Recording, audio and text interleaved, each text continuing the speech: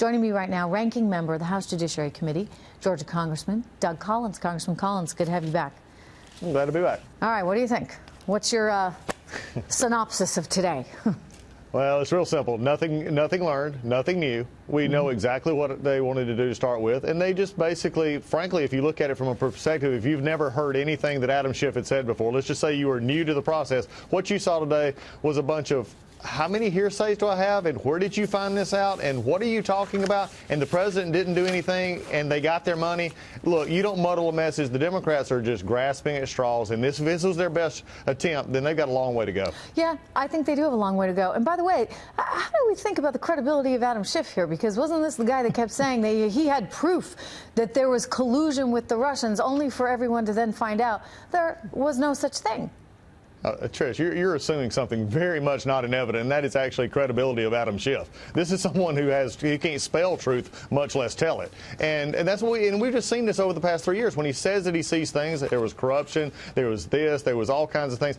Let's just face the facts. This goes back to November 2016, when there were tears in Brooklyn because Hillary Clinton lost, and they said the first thing we can do is let's just impeach this president. And then a funny thing happened on the way to the next election cycle.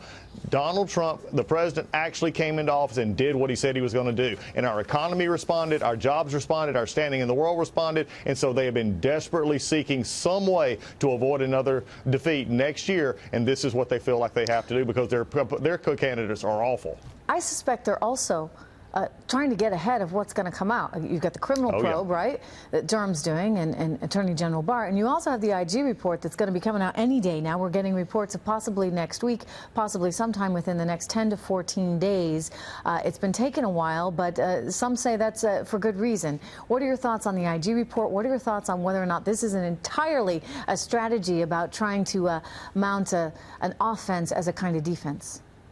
I think it's a little bit of both. I think, look, they're so desperate on impeachment, and they promised it to so many that that's a focus and a single-minded focus that they're going to try anything they can have. I don't think it's any coincidence that July the 24th was the day that Mueller testified, and their whole theory went down in flames. And on July 25th, the deep state basically found something that they could go on a phone call and then began to talk to Adam Schiff. And now we see this other part.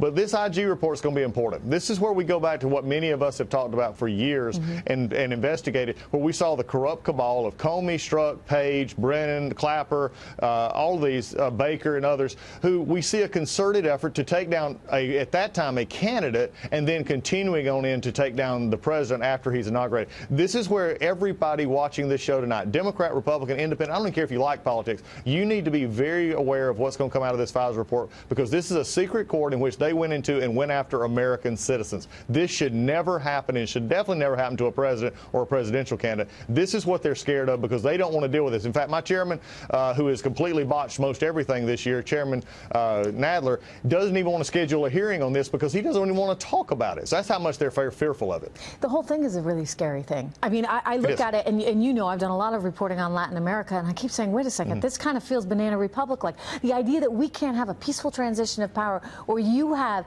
Hillary Clinton and the rest of them basically arguing that Donald Trump didn't deserve to win had it not been for the Russians. He never would have been there in the first place. Congressman, that's problematic.